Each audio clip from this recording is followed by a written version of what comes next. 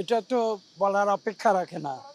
আহ, আমেরিকার যুক্তরাষ্ট্র যারা বাংলাদেশের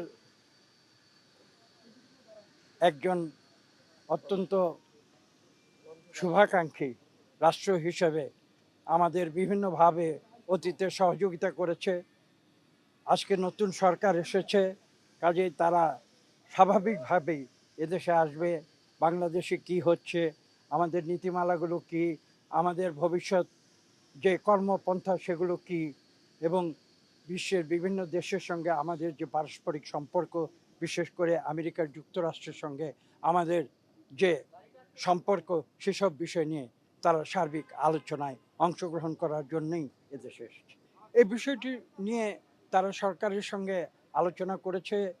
কি আলোচনা করেছে সেটা হয়তো সরকার আপনাদের জানিয়েছে এবং তারাও আপনাদের জানাবে। আজকে আমরা যে বিষয়গুলো নিয়ে আলোচনা করেছি সেগুলো মূলত দুটি দেশের জনগণের মধ্যে পারস্পরিক যে সম্পর্ক, সে সম্পর্কের বিষয়গুলো, এবং ভবিষ্যৎ যে সরকার, সে সরকারের যে নীতিমালার বিষয়গুলো। এবং আপনারা জানেন যে আজকের বিশ্বে যে বিভিন্ন ধরনের যে ঘটনা প্রবাহ, সে সমস্ত কিছু সার্বিক বিষয় নিয়ে আমাদের সঙ্গে আলোচনা। বিরোধী দলের বিষয় নিয়ে সরাসরি আমাদের সঙ্গে কোনো আলোচনা হয়নি। সেটা হয়তো তারা বিরোধী দলের সঙ্গে করে থাকতে পারে, সেটা আমাদের বিবেচ্য বিষয় নয়। আমাদের সঙ্গে বিবেচ্য বিষয় হচ্ছে যে আমরা ভবিষ্যতে আমেরিকার যুক্তরাষ্ট্রের সঙ্গে একটি হচ্ছে আমাদের আমাদের যে ডিপ্লোম্যাটিক রিলেশন সেটা, দ্বিতীয়ত আমাদের যে বৈদেশিক সম্পর্ক সেটা, এবং তৃতীয়ত আমাদের সঙ্গে তাদের যে অর্থনৈতিক সম্পর্ক সেটা। এই তিনটি বিষয় আমাদের আলোচনা করি।